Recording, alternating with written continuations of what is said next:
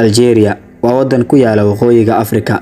Boqortooyooyin badan ayaa halkan uga tagay dhaxal, waxaana ka mid ahaa burburkii ay Roomaanka u geysteen xeebta Tibiza. Si rasmi ah, dalkan waxa uu xuduud la leeyahay dalal badan. Dhinaca waqooyi bari waxaa ka xiga Tunisia, dhinaca bari Liibiya, koonfur Nigeria, dhanka koonfur galbeed waxaa ka xiga wadamada kale ah Mali, Mauritania iyo Saxaraha galbeed. Xagga waqooyina waxay u dhowdahay badda Mediterranean-ka. Algeria waxay daboolaysaa bad dhan 2,381,741 kiiloomitir laba jibaaran, taas oo ka dhigaysa wadanka tobanaad ee dunida ugu weyn baaxad ahaan iyo wadanka ugu weyn guud ahaan Afrika.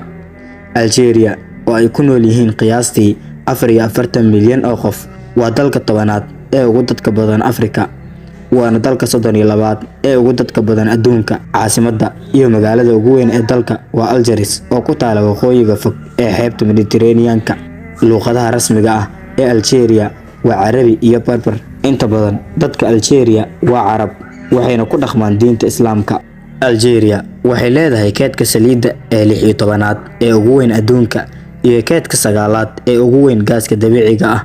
Marka loo eego dunida kale, Algeria waxay ka tirsan tahay ururada kale ah Ururka Midowga Afrika, Ururka Jaamacadda Carabta, Qaramada Midoobay iyo kuwo kale oo badan.